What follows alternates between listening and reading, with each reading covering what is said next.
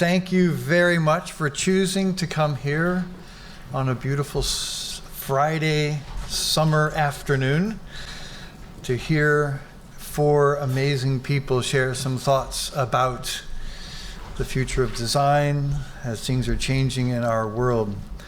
You know, it's quite interesting to think about where we are, not just here in our offices at Arup, but here in London, but also this moment in time.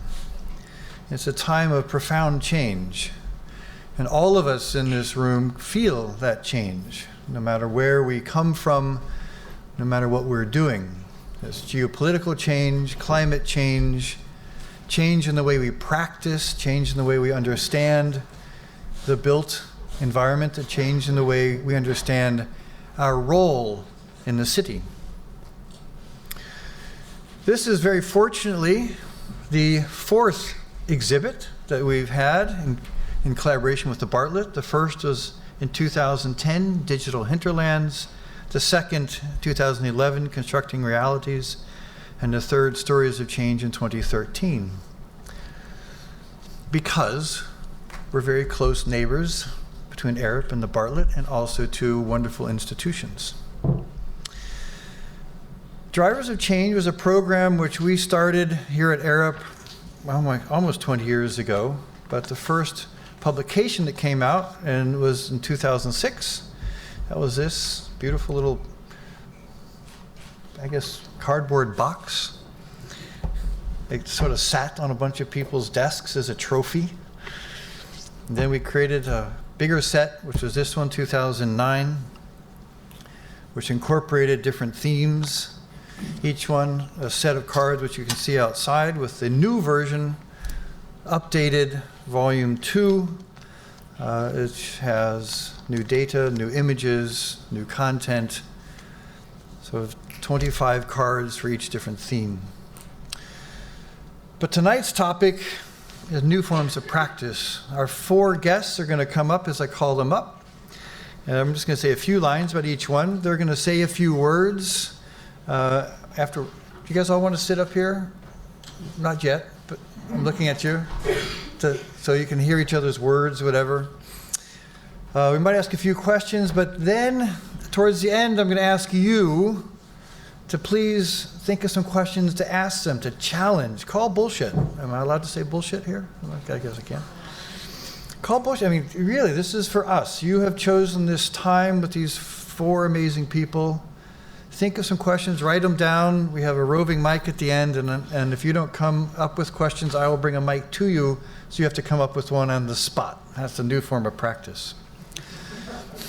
The first person, and I'm assuming you've all Googled all of our guests, right? I mean, I'm assuming you've done that, otherwise you wouldn't be here. Brenda's a faculty member, born in Northern Ireland, faculty at UCL, studied at UCL, and at Caltech. I loved her quote. I was talking to her this morning. We just met today, where biology is probability. You're going to have to explain that a little bit later, I hope. And it's quite fascinating. Her focus on bio-integrated design. And as she said, she's totally into algae. I guess we're going to hear a little bit more of that. So let's give her a welcome as she come on up, Brenda. Sit right here, and then you're going to... Our second speaker will be Bob. Bob was the director of the Bartlett. He was one of the driving forces behind the establishment of Here East. His real focus has been on the digital ecosystem in architecture and design, and all the new opportunities which it brings into being. He's also co-founder of the Fabricate Conference, which I believe is happening in April here in London at the Bartlett. So let's give Bob, come on up, Bob. Come on up. And then our third speaker will be Sarah. Sarah is a neuroscientist, an artist, a philanthropic advisor, a philanthropist, and an avid consumer of stories. She's also our client. She was our client for the Sainsbury's Welcome center is right across the catty corner from us. And we got to know each other when we co-hosted a salon, which she's famous for hosting. And I got the privilege of co-hosting one with her, where we brought together neuroscientists and urban designers to try to take a look at what one can learn from neuroscience and urban design and bring these two together. And it was quite interesting. And that was 2009. It was a big year that year. So Sarah, come on down, please. Thank you. And last but not least, we have Tristram Carfrae, Arup Fellow, our deputy chair, and a structural engineer who has found a way to continue to practice as he became a bureaucrat. Can I say that? No, sorry. To become a leader in the firm, but also to practice is quite an interesting achievement. And is one of his most recent projects that he's been really noodling on is the Sagrada Familia and how to bring new tools and techniques to make this beautiful cathedral come to fruition and completion. So Tristram, come on down.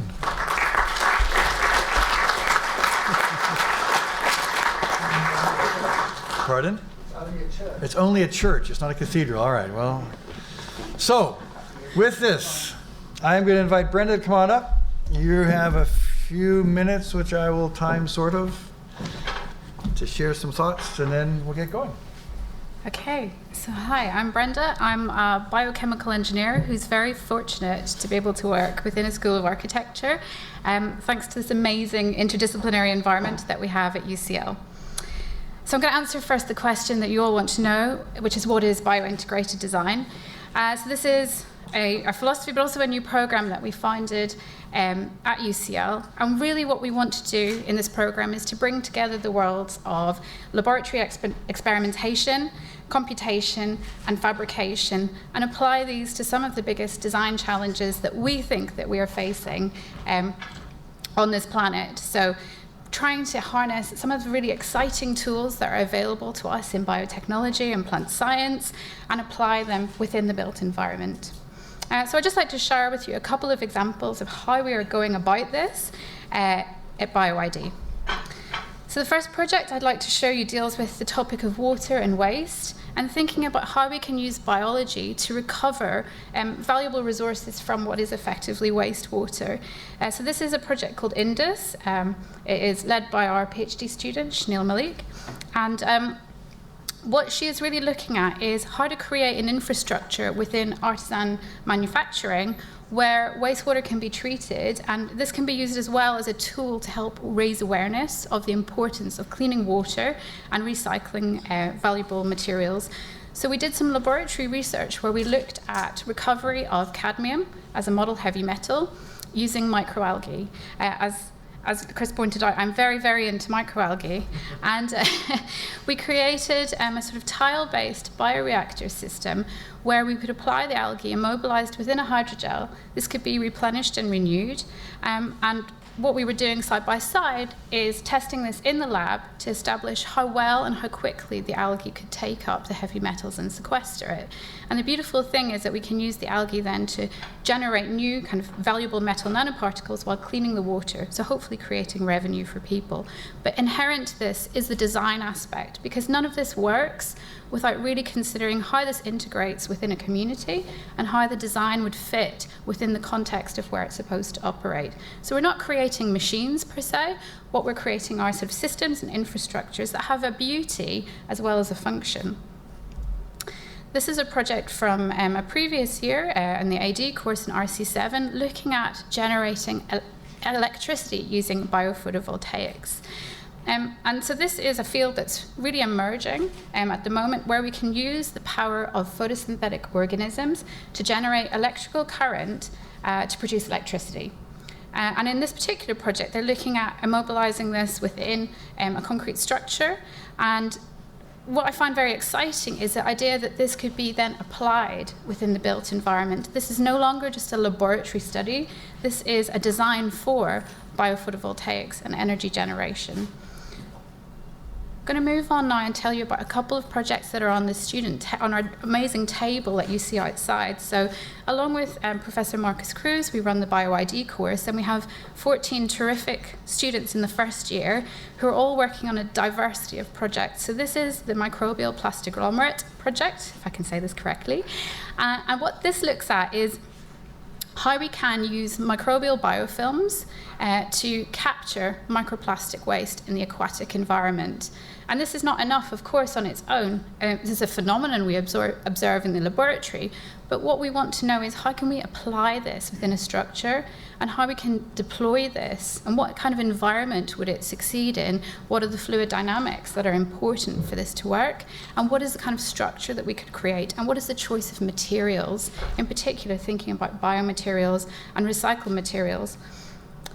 And finally, thinking about a circular economy, one of the topics which obviously touches us all in a city is the idea of kind of food security, food waste, but also, really importantly, how do we recycle nutrients? So a lot of the topics we think about in BioID are essentially invisible. And in this beautiful creation here, this is a device to look at composting. In the Cycle project, they're also thinking about mycorrhizal mycelia. This is a mechanism of transporting nutrients from one place to another. These are invisible networks that stretch for kilometers underneath the soil, but inherently in the urban environment, this is not really utilized. So how can we encourage or facilitate through essentially what are passive systems to encourage sort of biological restoration of land and soil? So just to conclude, these are some exhibits from the Centre Pompidou, where we had an exhibition earlier on this year. And yeah, I'd just really like to conclude by saying that sort of biointegrated design goes beyond the idea of biomimicry or bio-inspired design through to working with nature as a medium and actually utilizing living systems for environmental good. So. Perfect. Well, perfectly timed, Brenda. Yeah. Exactly 5 minutes, right on the spot. All right. Just a quick question: how fast were the heavy metals absorbed into the algae? Is this like a process over days, months, hours, years, and minutes? Push the red button. Yeah, minutes. So. Essentially, this depends on a lot of things. As with everything in biology, this is always the answer, it depends. Depending on the concentration of heavy metals, we have observed things in less than sort of half an hour. And what we were doing in the lab is really simulating what would be a really terrible worst case scenario with very high concentrations of heavy metals. In reality, this may not be just as severe.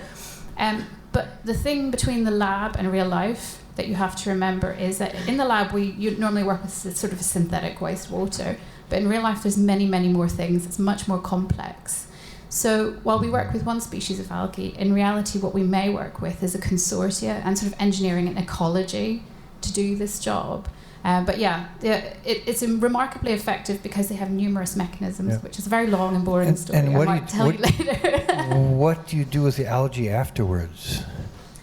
So this is really important to us because a lot of these projects sort of end in a very ignominious way where they say, well, we just capture the material and then we burn it.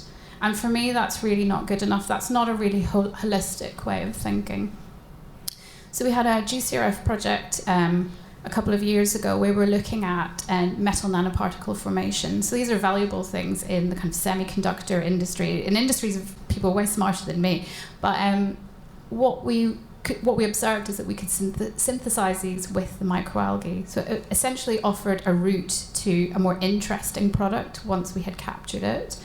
I think that's, for me, the biggest challenge. It's a design challenge, not just a technical challenge, because biology can often rise to this, but we have to put in the systems in place and have that kind of sort of circular economy mindset to be able to recover things and get value from them. Great. Wonderful. I hope you have other questions that you've either written down in your phone or on an old-fashioned notebook, if you have such a thing. All right, and we're going to keep going. So Bob, you're up next in the sense of you can stand or sit or do anything you want. It's up to you. So I'll pick up, maybe just start by picking up from where Brenda left off and then go somewhere different. I've been director of the school for the last 5 years, a role that Marcus did before me, and these roles go in rotation. And a lot of what I'm going to talk about in a moment is relates to the concept of baton passing and time and so on. But I was at a crit with Brenda's students and Marcus's students just last week or 10 days ago. And it was really quite weird. You know, I was just listening to the conversation and listening to the projects and the discussion going, I'm in a school of architecture. This is, you know, what is going on? This conversation is not like any I've heard in a school of architecture before. And I think that captures a lot of what's been said in the show upstairs. And it actually, weirdly, takes us right back to the beginning of our school 178 years ago, when the first professor of architecture described architecture as wandering through a labyrinth of experiments. I mean, we're literally doing it now, and I think that's an amazing thing.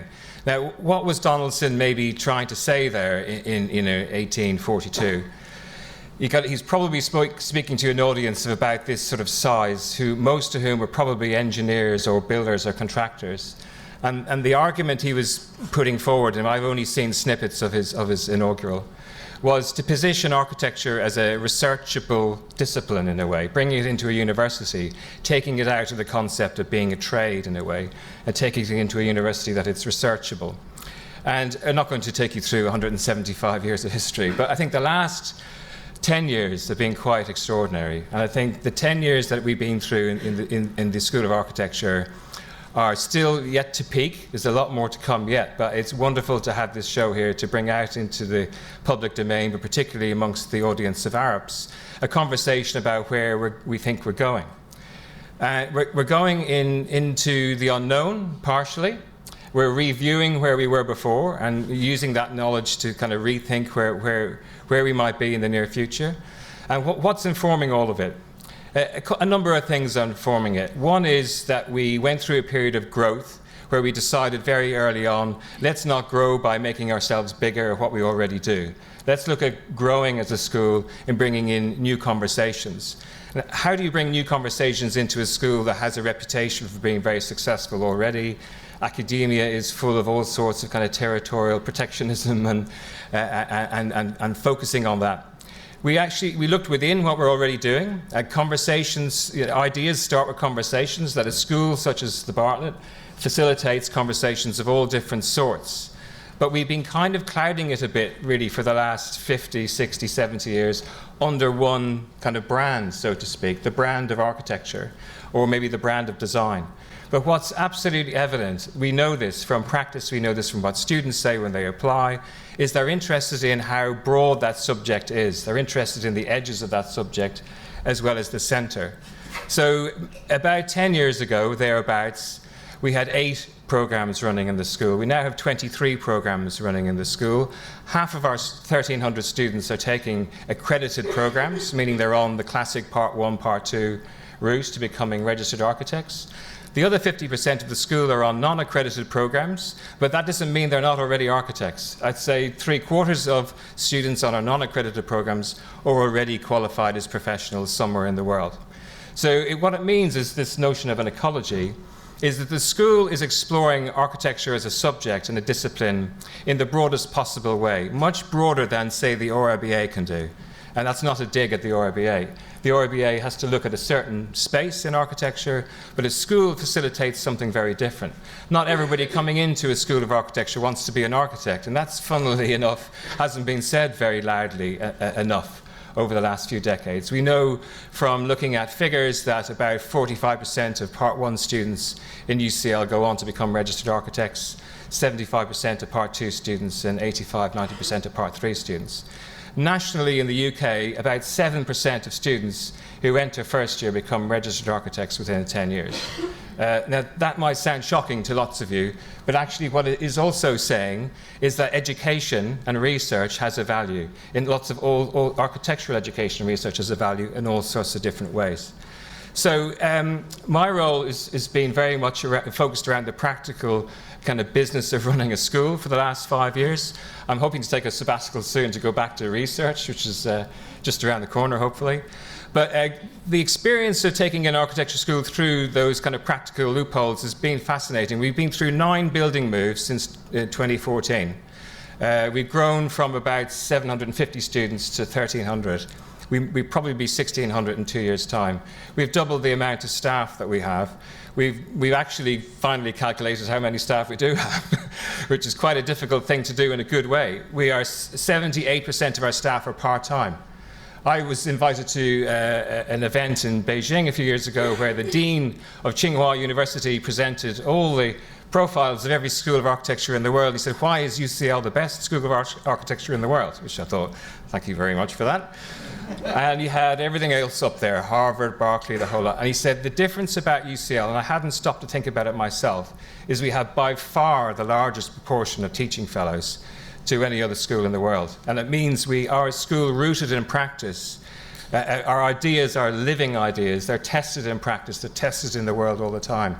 The conversations that come in and out of the school are not isolated in an academic kind of bubble. They're brought to life all the time through conversation. And that's a very, very powerful profile. But what we're moving to, I hope, and we've started on this journey already, is to recognize the research value of that community. That research is not done by full-timers, it's done by everyone. It's done by students, it's done by part-time staff. So what we're going to see over the course of the next few years, certainly the next 3 to 4, 5, 10 years, is a lot more of our part-timers being recognized as researchers, being put onto research contracts, and for their work in the field to be recognized as research. Back to the topic of the exhibition upstairs, new forms of practice, Donaldson's, wandering in the labyrinth of experiments. One thing that I find very loud at the moment is that very few students coming into school these days put at the top of the list that they want to be a registered architect as being the reason they chose architecture as the subject to study. They look at the resources, they look at the community that they will be working with, they look at the potential of those resources and the conversations that occur. They look at the fact that we're in London and we're close to people like Arabs. That's what they want to sign up to. Where things go in the future, they know they're a generation that's used to uncertainty, maybe more than my generation was used to it. So they're not really signing up to this to become an architect and become part of a club. They're seeing that it's about exploring those boundaries and seeing that it relates to how they're applied in the world. And I think that makes us as a unique department in the sense of its nimbleness. I'll close by talking about one story. I was invited to a meeting once with the Ecuadorian Minister for National Talent, which I think is quite an amazing job title to have. And it was about 6 or 7 of us around the table. And I couldn't figure out why I'd been invited. And I did say to him, why have I been invited to this meeting? And he said, well, we're going to build 5 new universities in Ecuador. And we've noticed that the most vibrant universities in the world have strong architecture departments. They seem to be places where they're willing to kind of break down boundaries and kind of engage with conversation. Not necessarily be the origin of that conversation or the leader of it, but they're part of making things move. Maybe where some of our naivety sometimes in terms of specialism comes into play in a positive sense. But also our sense of adventure. So what, say, Marcus and Brenda are doing is extraordinarily exciting for us in that sense. There's nothing else like it happening in UCL. But what Rory's doing in Design for Performance Interaction, how he reaches out to people like Wayne McGregor, Stu Fish, and all of those other industries, thinking through that architecture talks about how events, how the science of events and the staging and design of events and the organization of space and humans together can be a discipline in an architecture school. And then what you might see from Christina's work upstairs, we're very, very proud that she's working now at Arabs, is to talk about how things are made and how the designer can be positioned in a provocative sense in the chain from concept to delivery and production. So it is a very exciting time, Chris. One that we see to be one that's hugely positive and has a lot of potential for our interests to blossom. It's a time to embrace it and make the most of it. So thank you for the invitation. Thank you very much, Bob.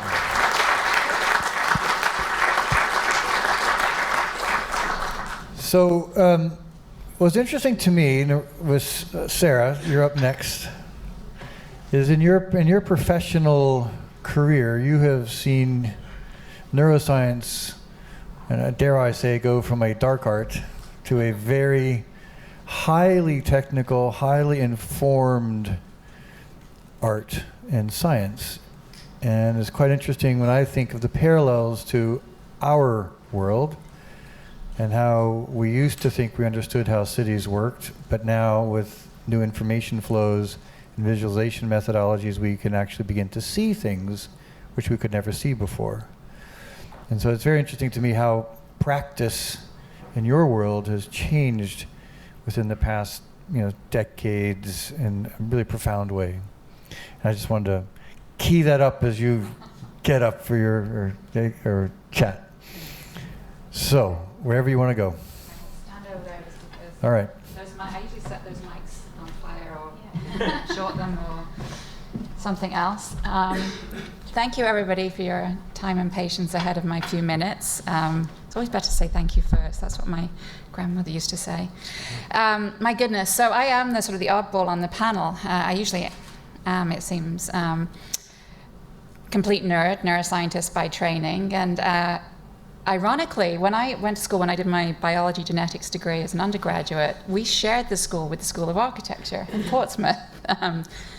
This is way back when. It certainly isn't there now. So from a very sort of early beginnings, I spent a lot of time with architects. And so to hear a number of things that Bob has said, I could probably pull through many threads. But I was fascinated by architecture. I think if I'd bailed from science, I would have jumped into the School of Architecture. Perhaps I should have come to London and gone to the Bartlett instead. But from my perspective, the two fields, while they may not seem very similar, I think, as Chris pointed out, are very similar. What can we do for the design industry, for architecture, for planning now, I think, is the fact that I can get most of the neuroscientists in the world to speak to other people. This is not a given. Most scientists, but most neuroscientists in particular, tend to hide away, and for the most part because they're dealing with very complicated questions. And when they pop their head up, they've been used to, for many years, people sort of drilling into them that they're supposed to find answers for some of the most devastating neurological and psychiatric disorders in the world, and figure out how the brain works, and do all this in a very short period of time with very little money, and without the one thing that they actually need to figure out all of the answers, which is what's inside your head. To this day, I have yet to find a person who is willing to give me their brain, because I have yet to find a way to put it back in and make it work once we have it. So these poor people, my lovely neuroscientists, and myself at one point, have to face that challenge. But as Chris pointed out, we've gone from a period of time, over the last sort of 400, 500, 600 years, and if you go back through the literature, you can see that neuroscience was certainly alive and kicking back then in different forms, typically more under the sort of guises of neurology or psychology. We've moved from that era to having some of the most exquisite technology that you can imagine, from devices that can allow us to essentially listen in to every cell in your brain at the same time now. And that's just within the last few years. And in fact, I helped push that project forward to develop one of the most current, up-to-date, high-density recording probes in the world. We can make them do things. If we look at algae, we use algae in its many different forms now to turn on neurons, turn them off. You may be familiar with a term called optogenetics. It certainly had a lot of airplay in the last 5 or 10 years. That revolutionized the field. CRISPR, another big name. And these are just the tip of the iceberg for what we can do. But what it means is that we're able to now look in detail to see, how does a human being exist in the world? And how they exist and how they want to exist, I think, plays into how you design, how you look at practices for developing the spaces, both small and large, across the world, whether it's a building, a city, a park, an environment. We can begin to tell you now how the brain responds to those spaces, how the brain responds to the people in those spaces, how the brain responds to the actual exercise of planning those spaces, of thinking about design. we can start to give you answers about that now. And most of the time, they're getting pretty close until, as I say, you can give me a whole living brain that we can work with. It will be a little bit of a struggle. But bringing them together, which I think is the key point here, is what I think is most exciting right now. Because scientists in general, and again, especially neuroscientists, have now realized that they're in demand a little bit. It's become slightly hip and trendy to be a neuroscientist, where they're seen as the sexy kids on the block and not the nerds that hide in the back room. And with a little bit of help, they're getting much better at being able to talk to people and being comfortable in a space that isn't familiar to them. And also being comfortable that you're not asking them to give them the absolute answer right now. You're not asking them to sort of say definitively, yes, this is how this particular neuron talks to this one and how the circuit works, and if we do this, it'll happen. Because it's not engineering, and that's a myth. Most of the times when you read articles about neuroscience, we often see the words reverse engineering, engineering, this is how the brain works. It doesn't. There's a whole bunch of other things going on in there than simple circuits and electricity and a few chemicals here and there.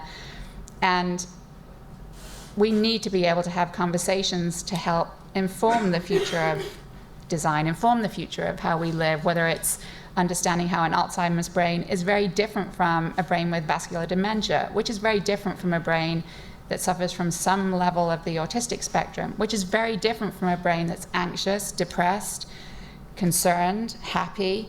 We can start working with people if we can sit down in that very open environment to help think through these questions. And I think they're very exciting questions. I personally love working at the sort of that interface between the neuroscience, design, architecture, dance. I heard you mention Wayne McGregor, who's a very good friend of mine. I've worked on a number of projects with him through our shared passion of neuroscience. So that's what I'm happy to answer questions or chat about, and that's what I think is really sort of exciting for both fields now, not just for the work that everybody in this room does, but for the neuroscientists out there. I can only, I wish that I had been a student now versus a few decades ago that I was a student, knowing that I could be able, I could work with these other different types of people and have the freedom, especially within academia, have the freedom to be able to have more interesting conversations and not just sit in your little shoebox called a department. I'll just wrap up with the other thing that I bring to the table is that I still do advise a number of the world's most wealthy people. Or as my nephew says, Auntie Sarah spends lots of other people's money. It's not a bad job title either.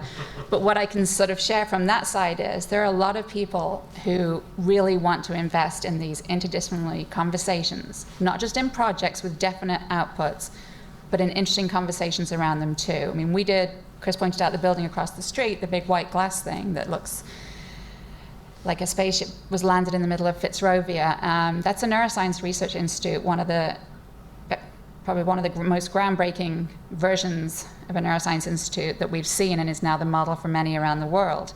We work closely with Arup. We worked with the architecture team, the project managers, the scientists. We workshopped that building from the ground up, which is very different. And by workshop, I mean we had the scientists sit there, not just thinking about the building, but thinking about the future of what science would look like in a building like that.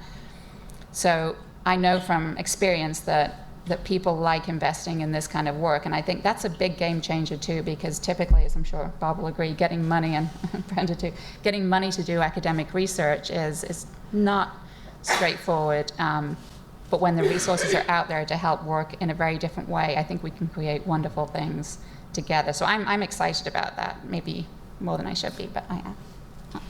Thank you. That's great.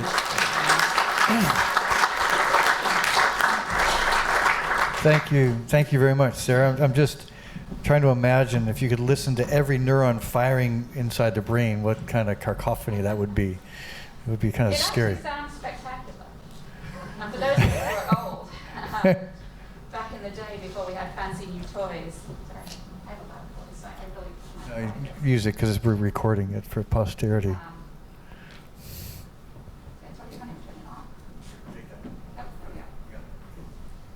Back when I was a student, the way we recorded from neurons was essentially, with a lot of equipment, yes, but we couldn't see them. We hadn't, the technology to actually visualize the brain at a level where you could see individual cells and be able to record from them was still on its way. So the way that you essentially knew whether you were close to a cell and being able to record from it is you had to listen. You turned the amplifier up and you listened. So those of us who trained in that era know what a 6 cell sounds like. We know what a cell sounds like when it's happy, firing. I could still tell you to this day whether I think 2, 3, or 4 of them firing together are going to live an hour, 45 minutes, an hour and a half. That was a skill that we had to. You couldn't see them, so you relied on good old-fashioned physics and sort of auditory responses. But now they can see everything. So not many, they don't actually listen to them, literally listen to them anymore. They don't have to. Fascinating. Fascinating. Okay, Tristram, it's your turn.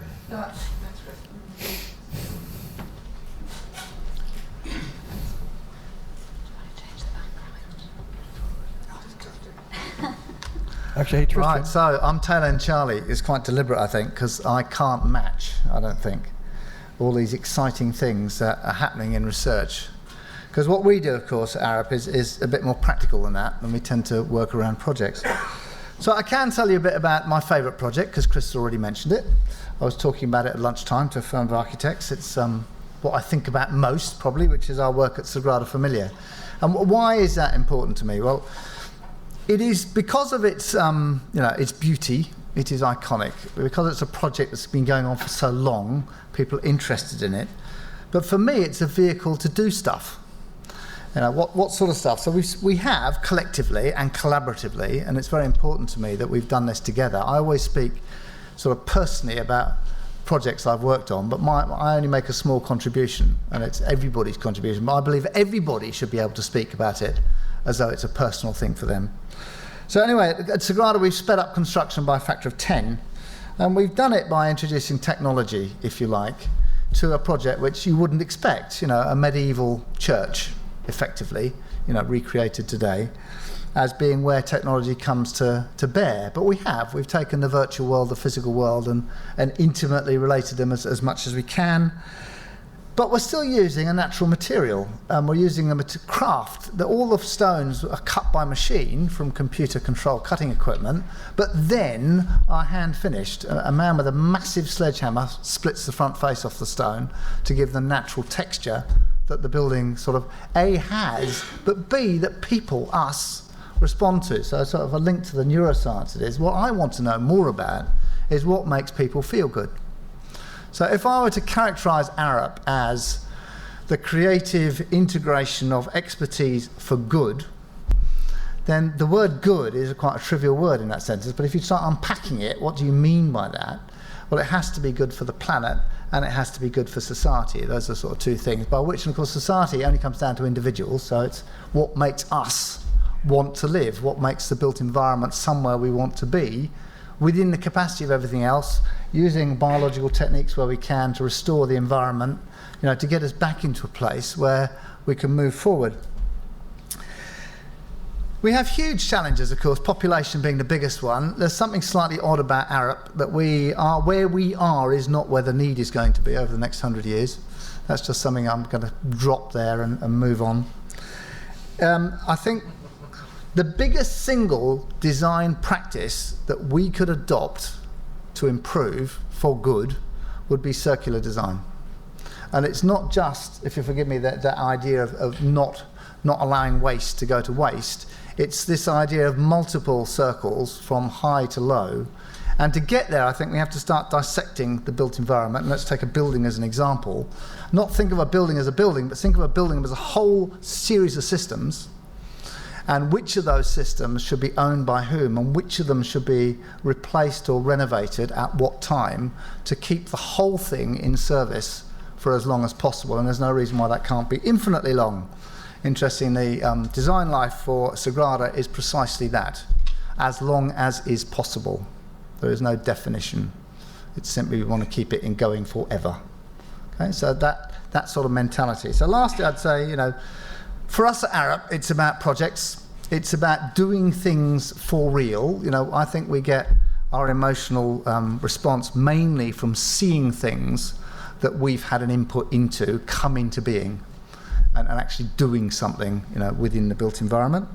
I think there's no shortage of opportunity. I think the technology has been around for a long time for most of what we could and should be doing. So while I'm absolutely fascinated by what's going on at the leading edge of research, I suspect as practitioners we aren't using the research that was done 30 years ago, let alone what's being done today. So it's not the technology at the limit. I think the limit is actually us. I think we are insufficiently curious, and I think we're insufficiently imaginative. So why is that?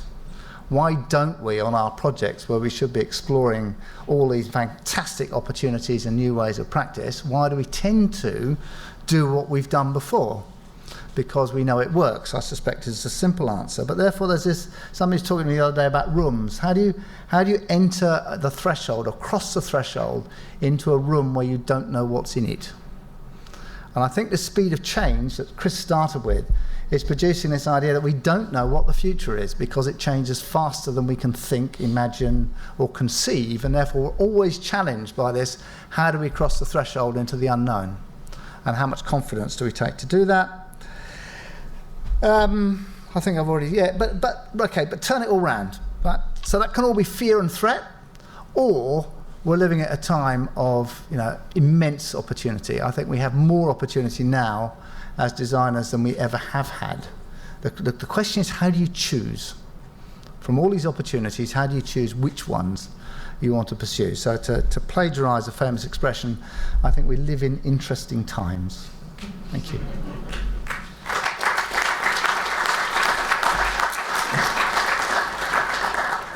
Excellent. I like that. We're insufficiently curious. That's a bit nasty.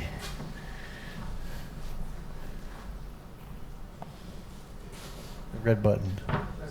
See, you're not curious enough. There you go. The red button. It doesn't work. Does that work? Yeah. Yeah. Okay. So yes, I think we have a bad habit. Designers and inventors should be different things, in my head. Inventors go and put themselves in a black box and come up with ideas and come out and say, Eureka, I've invented something. And they get their satisfaction from doing it selfishly. Okay? Designers should be curious and want to know all about everything else in the world on the way to their ideas. In other words, they should explore infinite numbers of possibilities, ideally, before they settle on the ones that they think are most appropriate in this particular situation. So I think there's a problem with problem solving. And how you go about it. And I think Arup manifests itself most readily in the inventor category, and then is very proud of what it's done and is very keen to share and tell everybody what we've done, but we're not so keen to ask at the beginning as to what other people might do in our situation or indeed have done already. I see. Any other comments on that one? You guys are, come on. Bite on it. Insufficiently curious. I wanted to pick up on the future in a way. At what point in the future do we start losing our sense of being able to measure what it might be like? Yeah, and in our world, in academia, there are some building blocks to measuring the future, and one of them for me is just thinking about the timeline we exist in. So our current first years were born in 2000, or even some of them 2001, or one or two in 1999.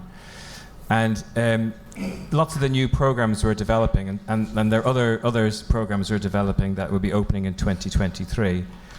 The students that will be populating those programs are currently 10 years old or so, 10 or 11.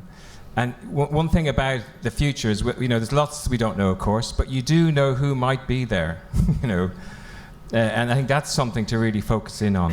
And I think it's not an abstract conversation where you can be quite direct about, you look into the eyeballs of a 10-year-old right now and think, they're the people who are going to be living in 2035, 2040, 2050, when all of these exciting new forms of practice will be taken for granted and established, and there'll be another form of practice coming into play.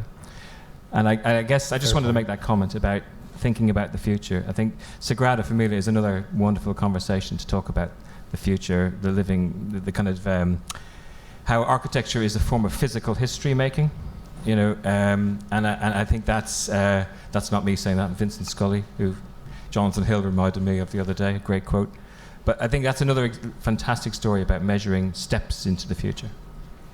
That's great, thanks. Okay, so who has a question or a comment? This is not a typical Arup crowd. If you don't have a question or a comment, this is Jennifer and Graham, and I don't know your name. So we're gonna do it in that order. Jennifer, Graham, or go ahead, give it to Graham first, then we'll go to Jennifer, and then you will be next over here. Okay. Thank you. I'm not following your thread, Chris. That's fine. You take it wherever you want, Graham. You do that anyway. Questions from for Brenda about the algae, which is fascinating, and incorporating more biological, more real life into our cities, which I'm really excited about. But as an engineer, I'm also thinking about people's reaction to this. And one view of a city, of civilization, is that it's a cleaned up place. It's concrete and bleach. It's not a swamp full of insects and stuff. Okay, no, I'm just putting out a frame of reference that I know we have to deal with as designers when we want to promote these things. Yeah. What's your view about how do we, whether we are taming these biological processes, or we are making algae and insects and other things that come along with all of that? How are we making all of those our friends in the city? Oh, you raised many good points. So, first of all, on the reaction. So, one of the ambitions that we're trying to do at BioID is to build things at scale. And I think once you scale something, you have a much more interesting dynamic with the people who come and see it and interact with it. And I can say that for the algae installations, this often provokes wonder rather than disgust.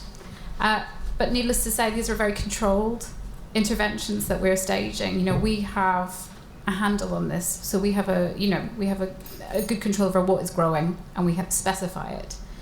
Now, when you take that into the wider environment, you have to relinquish a bit of that control. And I think this is where our understanding of the fundamental biology kicks in, how we create stability in those kind of systems. Because essentially what you're talking about is manipulating ecologies. And to my mind, and probably I'm sure Marcus would share this opinion too, our cities are increasingly arid and dead zones. And the microbiome of our city is not a healthy place at the moment. So how we go about re-engineering this and reintroducing diversity and resilience into this built environment is a very good point, because it has to be done in a way that people understand and are maybe not repelled by it, because nature is messy and unruly and perhaps not easy for us to interpret when we see. So when we look at this sort of slimy mess, we think that's unhealthy, that's bad. But what we're ignoring is perhaps this is the foundation of our ecosystem as one species on this planet, which is really thinking about these are our primary producers, this is our source of oxygen. So it's very nice that you've left our advert for BioID behind us. I'm very grateful for that. That's of course, the entire film is still open. We're going to change that very briefly there. Yeah. Recruitment, but you'll see the bioreceptive panel behind you that Marcus has designed. And this is really a passive system with the idea of designing a material to cultivate and encourage biological growth. But you'll see in the way that it's designed that there is an element of control. So by having a handle on the computation and the design, we can then facilitate the biology in the place that we want it, rather than sort of all over the show. Sarah, you want to comment on that, or something else? Yeah, if you don't mind, I was just going to... Go for it. Yeah, I think it works. Just talk into it. And I'm going to... Just to follow on from that a little bit, because I think a little bit of your question, and although I may have completely misunderstood it, was what happens when we put these types of algae systems, etc., into an environment that people aren't used to seeing them. How do we deal with that? And I think this goes back to both your comment about looking at the 10-year-olds and figuring out, starting the story now, because what we do know is that you can create different perception of your space environment etc. So I think part of it is to work alongside what we know about how the brain works as far as human behavior in that aspect as we're building these systems. That's, I mean, for instance, who would have asked for a giant nuclear plant to be on their doorstep, or a big coal bunker, or a housing estate built by people who did not come well trained to Arup or Bartlett or whatever, but things that fall down. So as humans, we're used to seeing a changing environment over long sort of periods of time, but we can certainly work with what we know about how the brain works to just shorten that time frame up. So I think that will be just something that you do in parallel, and it will become the norm, like many things. Okay, next question, Jennifer, and then this gentleman over here, and then we got to come up here. Jennifer, go ahead. In order to address this time of climate crisis, how do you feel, or who do you think should be the people who are making the decisions about all these wonderful new areas of research and implementing them? Because we're having to do something really quickly, and this relates very much to Tristram's talk and also follows on from Graham's. I think as long as everybody's thinking individually about these things, nothing is going to happen. We need people with vision to implement strategies to take all these wonderfully talented people and devise a way of counteracting climate action. And my question to all the panelists individually is, who should do this? Is this a visionary politician, or who should be responsible for the community at large? Okay. We got the easy question here. Now we're gonna. This is before drinks too. There you go. There you go. I mean, I think the answer, this may sound like a politician's answer, but I think it should be everyone. I don't think it's as simple as pinning it down to one world or one set of responsibilities. Everyone has to focus their attention to these things. And I think what we can do in our community is rethink the environments in which we operate in. And I think this is very, very much what we're trying to do in Here East, and hopefully influence what might happen in Marshgate and Poole Street for UCL's other developments. Is that, and I talk very directly about universities, the way in which they're designed, the actual architecture and engineering and physical architecture and urban planning of a university needs to be rethought. And I think the neuroscience building is fascinating. Ian Ritchie gave me a tour of it. And on the day of Zaha's funeral, actually, it was a very fascinating day to having a talk about space in new buildings. And I think it's built around the notion of conversation. It's a fantastic example of how design has facilitated, this notion of conversation. Now, the Crick Institute's different. The brief for the Crick Institute's amazing. The building is something else. Yeah. Okay. So I think. Sorry, I'll just say it has to be everyone, and we have to facilitate how those environments can be made more transparent and open. So spaces like Here East, for these projects to occur, have to dissolve boundaries. So you've got to do that first, and then it's we. I think is the answer. All right. Someone else want to have a go? Then we're gonna have another question over here. We got about 5 or 6 more questions. Well, short answer. Yeah, short answer is politics. Sorry. We get the politicians we deserve. Why don't we change them? Good short answer. All right, there you go. Sarah? Well, I can't answer as to who should take the lead on it, and historically, anybody taking the lead on this has not really gotten anywhere. But we do have to, I think the entire world has to be mindful of the fact that at the end of the day, you're asking everybody to change behaviors. And that involves a whole bunch of different behavior, things that the brain does. So thinking about risk, thinking about reward, thinking about the future. It operates on the short term for the most part, and I'm sort of dumbing this down a bit, but it truly was only ever wired to operate on the short term, not in the long term. And you're asking not only one brain, but a whole entire world full of brains to operate on the long term and to evaluate risk and reward and decisions and everything else in a way it's never had to. So we have to take that into account. I think a lot of the conversations around climate change, and I actually sat on the precursor to the IPCC many decades ago before they realized I was a neuroscientist and a complete fraud and not an environmentalist. But I have an understanding of the environmental community in general, and that was the one thing that I still to this day is missing. And until they understand that you have to pay attention to how people will behave and will think, and allow for that. Good point. Good point. Brendan, do you want to add anything? Because that was a direct short answer.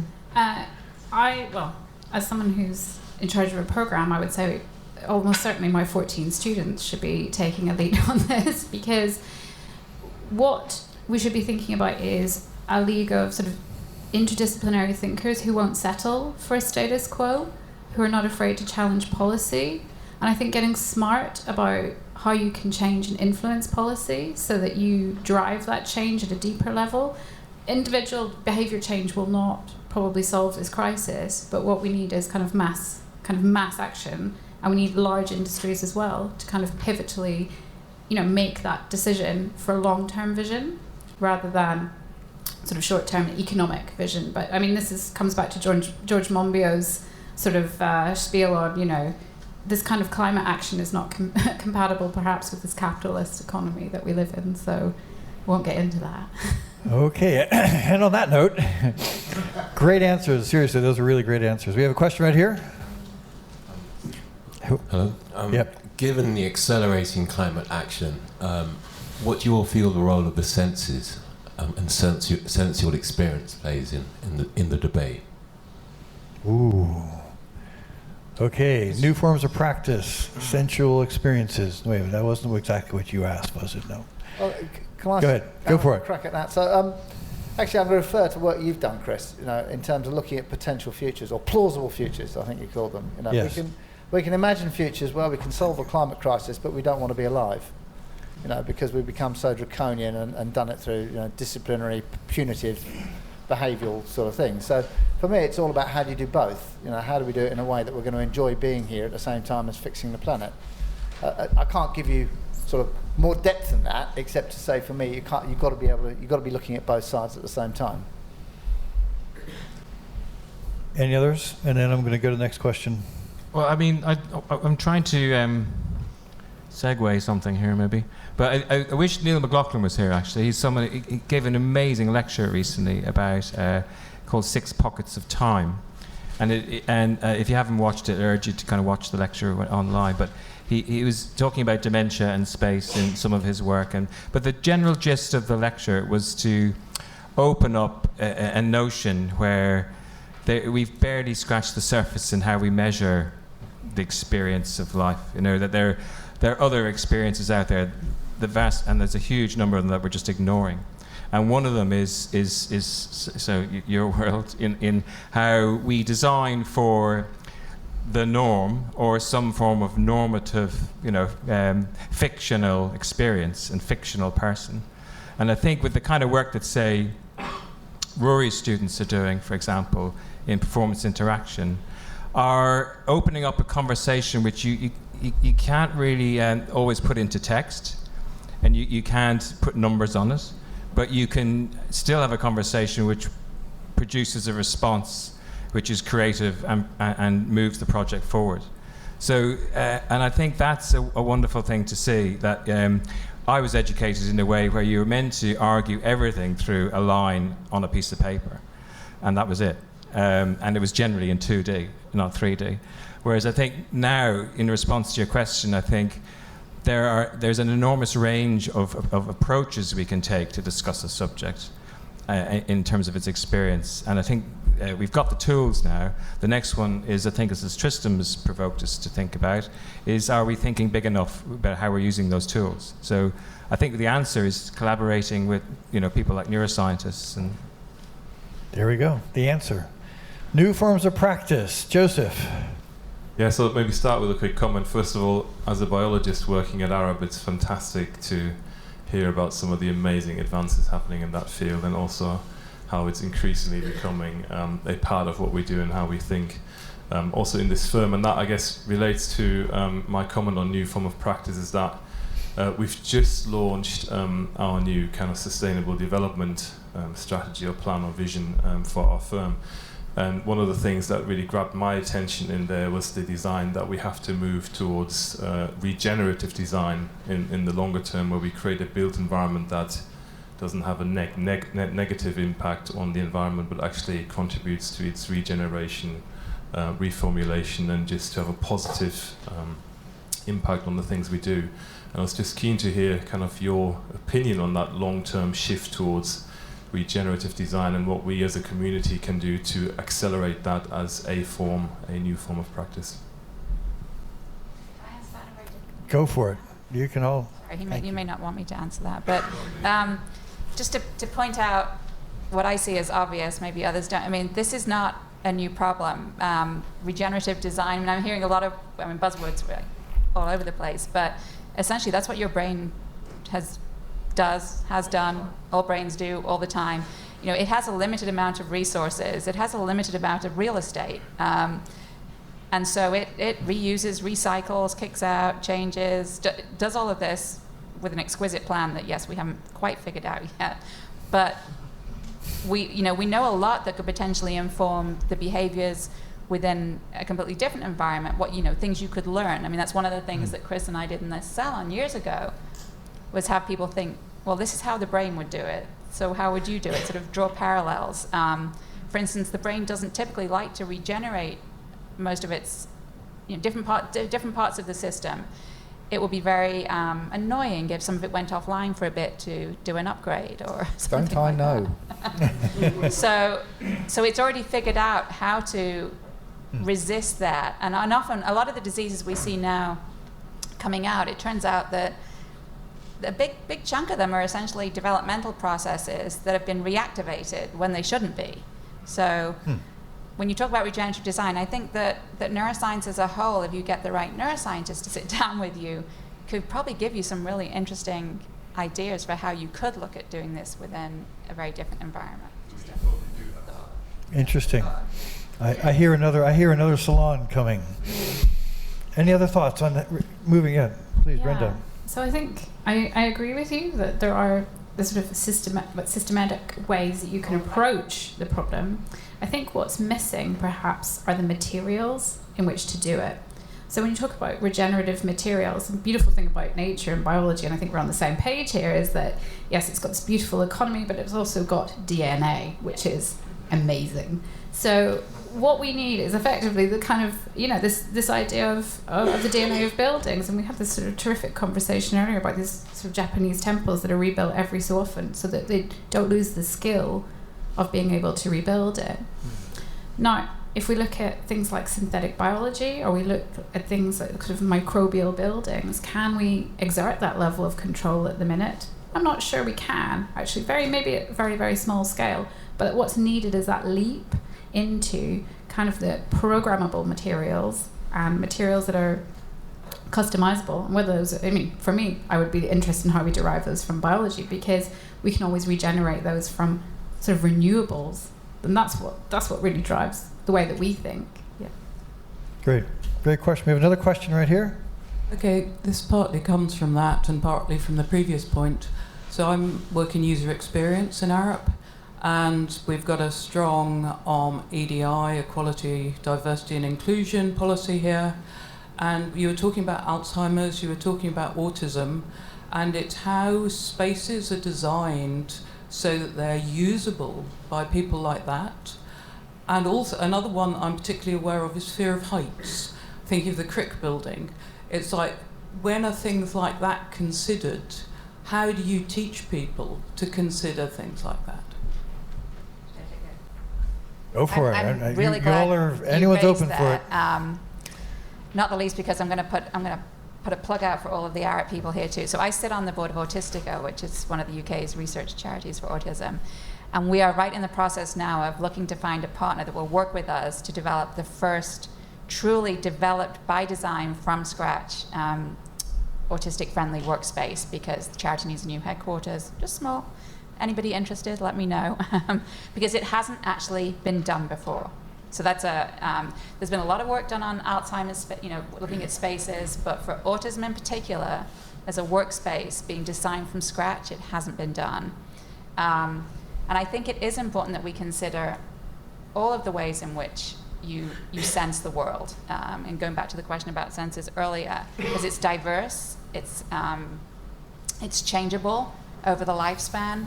And I don't think we have actually paid attention to this, whether it's fear of heights or whether it's well, they're all disorders at some level. It's just how biological, genetic, etc. they are. But I think that it's really important. And I think it's been down to cost or just a lack of awareness that it hasn't existed. So that can change. Or hasn't been a priority yet. I want to just add another dimension to that. I think data and feedback loops is part of this as well. We don't necessarily have to design for the generic anymore. We can actually get real-time feedback from real people as to how much they're enjoying where they are and what might be changed to make it better. This is something, again, Arup is being very slow on, is getting real feedback and real data from the real built environment and finding out how our designs are actually performing in service and how we can operate them in real time to make them better. Okay. Go ahead, really short, Sarah. No, because I want a shout out for Arup. So the team I worked with here on the design of the neuroscience building did exactly what you're saying. They listened to the scientists who said things like, why do we never get to open windows in a building? And they literally built in it, and this is a highly equipped engineered building that has to have a gazillion air changes a minute for the animal facility, but everything else. And they designed windows that opened. They listened to my scientists when they were talking about the vibration sensitivities of the different floors, and I kept saying to them, look, they're going to bring in air tables no matter how vibration sensitive you tell me those floors are. They listened to the scientists who literally said, call it voodoo, but yeah, we'll bring in the air tables, so don't spec it out so high. So just a shout out to, I don't know whether anybody was on the team who's in here, but. Okay, that's allowed. You're allowed to do that one. Yeah, that was a good plug. Thank you, appreciate that. Wonderful. Okay, we have time for like 3 more questions, and I'm going to have a final question for you before we wrap up. There's a mic right here. Who else wants to ask a question? There's one on this side, one here, over here. Okay. So those are going to be 3 questions. 1, 2, 3. Thanks. For many years, designers have served industry, creating and been accused of creating an enormous amount of stuff. And that's put enormous pressure on designers, practitioners, and design education. So sustainability, etc., is now throughout. It's like a stick of rockets throughout education. We're now designing behaviour. We're designing movement, not transport, service, not product, living, not buildings. How are we going to prepare for that? Because it raises moral issues and ethical issues. And how are the designers going to actually go through education processes and practice being equipped to deal with such large issues? Great question. I'd respond to that by coming back to the notion of dissolving the boundaries of the environments that we're taught in. I mean, because that's the space I'm in most of the time myself, and I think that's central to responding to that. That to be able to open up and allow allow your conversation to be witnessed by other disciplines who are not only engaged in maybe partnering with you, but are just citizens of that that conversation. I think will help us get there, and it's already happening. I think one of perhaps the faults of the way I was educated was that there was this cultivation of the silo, and it did produce fascinating results, of course, in many, many ways, but the boundary to the silo just got thicker and thicker and thicker. And I just don't think that helps anymore, but the most powerful thing is that students aren't interested in that anymore. They're just not. They're not interested in what will I get, the badge I get from this is what it's all about. They want that conversation to cut across. So I think that's absolutely central to it. And then maybe following up on the last point, I'm optimistic about it. I think we are moving in the direction to design for everyone. But maybe alongside politicians, the next community that needs to be brought into this equation are accountants. That the way that we measure projects is incredibly reductive. And what we need to engage in the way in which the New Zealand Prime Minister is right now with notions of measuring the value of well-being, measuring the value of goodness and betterness and so on. And then that's part of the measurement of a project. And we're not there yet, but it seems to me that's often the bit that kind of dampens down all this potential and curiosity, is that the the money, at the end of the day, is measuring things in very black and white and reductive terms. And that's the next barrier to push over. I want to put a slightly negative view, from that optimistic one, I guess. And it's the reverse of what you said earlier. Just like we can look at a 10-year-old and say, they're the people we're designing for. The problem is that you look at a 50-year-old and say, they're the people doing the design. And they were not educated in this way, and they were not brought up that way, and they don't necessarily like interdisciplinary working. They prefer to use the expertise they've already developed in their silo. Right? So my question actually for Sarah is, do we ever get to a point where the pace of change in the world is limited by an ability of an individual human to learn? I think the answer is 42. Isn't that?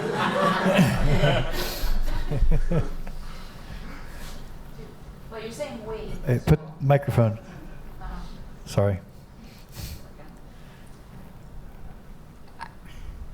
As an individual, I honestly don't know that we have any information that suggests there's a limit. Not to my knowledge. And I'm dredging through my brain. There wouldn't be a reason to be. Because our behaviors that seem to, I think what you're getting at is, when we see what we think is a resistance to change, it tends to be a group behavior, not an individual behavior that we're seeing. And I think that's what most people mistake. They mistake the collective for the individual. So that would be my answer. Thank you. Very good. All right. Okay. We have a few more questions because we're going to end on time because we got booze waiting for us. Oh, I'd hate to stand between It's Friday. the room and the booze. For what it's worth, I think the boundaries thing, the between disciplines, I'm always a fan of the biological metaphor of membranes, cell membranes. We do want there to be a difference between being on one side of a boundary or the other, but we need channels, kind of active and passive, to transport stuff across it. I guess my question is about accessibility. So again, shout out to Arup. We built a thing called Science Gallery London, and Arfon and the team did some great work on lighting for us, which we're happy about. When we were building Science Gallery London, we thought about accessibility in terms of wheelchairs and visually impaired and so on. But actually also we were interested in the young people from Peckham and Brixton who we'd been working with in the years before we opened in London Bridge, coming up to be part of the community and the work that was in Science Gallery. And I think if we're going to solve the problems, we need to engage a more diverse range of people in terms of their social backgrounds as well as in terms of gender and ethnicity. And I'm curious about, architecturally speaking, how that kind of accessibility works. Galleries are designed for people who know how to behave like nice middle-class people do in galleries. How can we design so that we can get a more diverse spectrum or section of the city and of the country to feel that they can participate in the processes that take place in our buildings, is my question. Ooh, hey, good questions today. I think first and foremost, thinking of the 50-year-old kind of world, we have to have greater diversity in the community, that getting access to the education and being in the position to maybe facilitate and open up those conversations as well as participate in them. So there's an awful lot of work needs to be done on that. And we have a proposal at the moment to rethink architectural education quite radically. It typically takes a student 10 years to become registered architect, and they might accrue a debt of £120,000. We've put a model together where you do 4 straight years and the 5th year in practice placement. And it still will cost a lot of money at the end of the day. But 35% less. And that's currently going through right now a process of being accredited. One of the interesting questions we got recently, we are being recorded, but it was a fascinating question. It kind of comes back to the kind of forensics of how we measure things right now and kind of and miss the big picture. Is a question we got was that how can we as a school be sure that our students who are in placement in architectural practices are doing architecture? So that's the thing I have to be able to measure and produce a form in order for us to get accredited. Okay. So sorry to kind of go around about it, but diversity in education's got to make it more affordable. We have to have a greater level of accessibility and mobility there. And then to go back to the origin of your question, is those sorts of projects, I think, will have kind of a cycle to them. They'll have a conversation going across them that has fewer barriers in them. I think there's also, there are design techniques, new forms of practice, consultation, co-creation, co-design, data feedback and continuous improvement in service, not just waiting for a new design. So while I agree with everything that Bob said, I think there's a much bigger picture we can adopt here. Why are the architects in charge, Bob? Don't answer that. Can't have time. We don't have time for that. We only got 10 minutes left. Brenda, do you want to ask something? Go ahead, and then we're going to go to the question over here. I just wanted to kind of link this back to the point that the gentleman made over here about the senses, actually. And I dare you to walk up to the bio-ID table and not want to touch all the objects on it.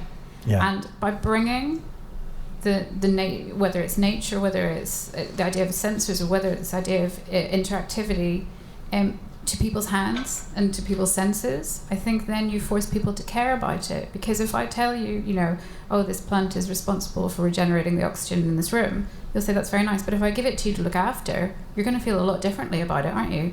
So to me, it's really about democratizing that and bringing that close to people, so that in a gallery it's nice to look at, but to actually have it in your own home is a very different matter. Great answer. Okay, these are really quick questions. Yeah. So okay. I've got one. Well, I've got two, but I'll stick to one. Yeah, you get one. The point, Tristram, about designing for 10-year-olds, the 50-year-olds designing for 10-year-olds. There's also a case where the 50-year-olds actually need to be designing for 120-year-olds and themselves when they're 120. So that's like a crazy variation in who you're designing for. And actually, that was so quick, I'm going to go for the second one as well. Based on the human experience thing, to what extent can technology play a role and the use of kind of augmented reality be used to influence people's perception of space and place? It's a new form of practice. So that's a good question. And that's sort of when I quickly said co-creation, co-design, the democratization of the design process can absolutely be accelerated by the use of virtual reality and augmented reality. And that's something we should be doing far more of. Everybody plays computer games. In fact, I'm told that some people are becoming wired to only play computer games, almost, if you see what I mean. So make design a computer game. Let's get on with it. Just to pull on a thread. Okay. No.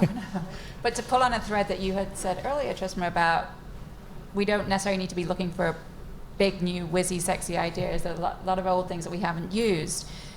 Is before you start jumping, yes, AR, VR, and all the variations that are coming that you guys won't have heard about yet because they're still sitting in the labs, so people that, until they publish it, won't tell you.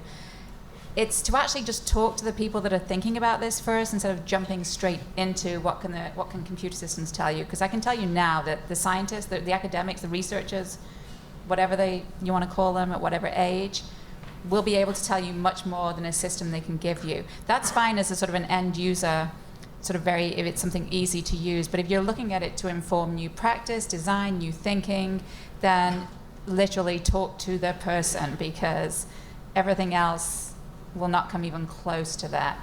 We really need to be thinking about the ideas that generate AR. I mean, I can send you across the street to talk to a bunch of these people that are doing that around the world anywhere, but talk to them, not the tool first. Okay. Bob. And there's some technologies 30 seconds. For me, like AR, that you can compare to a Christmas present, and we're now around about 1st of January, and maybe the excitement of it is still there, but it'll really become more important when it's more of an everyday thing, and it's just another part of the range of things you do. I think augmented reality offers a fascinating return to tacit experience and tacit knowledge. It's not the route I would have anticipated, back in my 20s, but it is the way it's offering a way back to it now, which is another form of a very high-level cleverness that we seem to see less of today than I want to test Tristram's hypothesis that everybody is a gamer.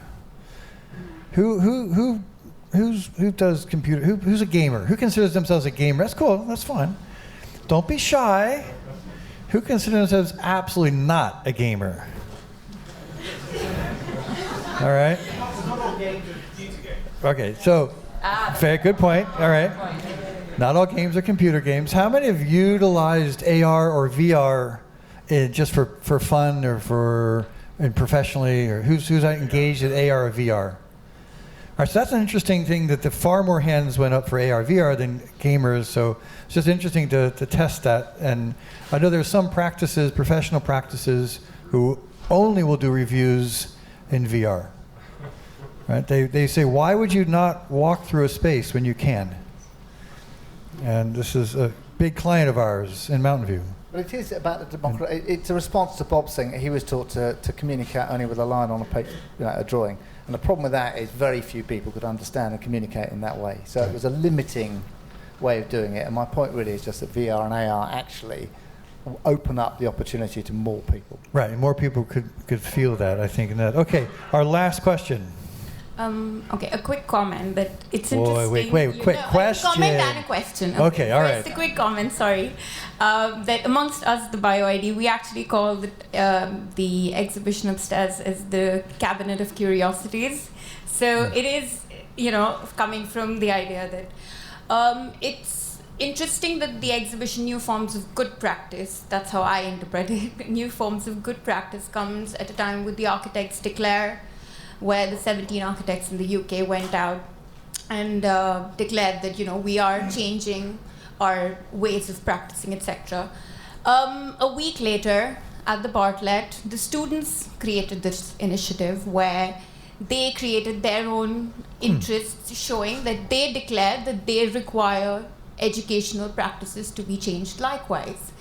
So where we are thinking about how the world would be and should be 30 years and 50 years down the line, where it's, we've got Bob sitting here, Brenda, Marcus, Rory, the education team from the Bartlett, sitting in Arup, which is a core practice engineering. How is it, to me, maybe the first thing was, I'm a PhD researcher at BioID.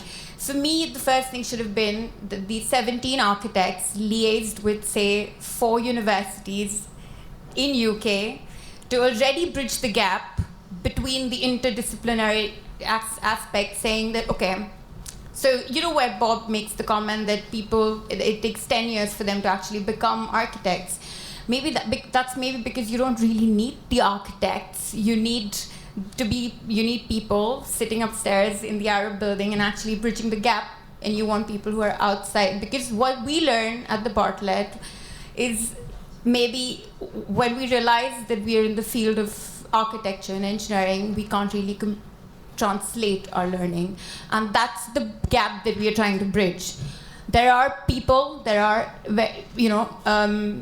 people who are really brave will go on and make their own entrepreneur and start-up companies. But again, people who are well-established, who know and who are in the field, who know what the problems are, rather than us speculating in the academic environment and saying, this is how climate change, grow this thing here, have a plant, HS2 is being constructed near Houston. They demolished all the trees and planted 2 trees in a corner, saying that this is our solution of, and there are 5 people protesting against it. So what would, having you sit here, what are your thoughts, and how could that slip? And how can we actually bridge the gap to create an architect's declare, which is between practice and education? All right. Who wants to have a go at that one?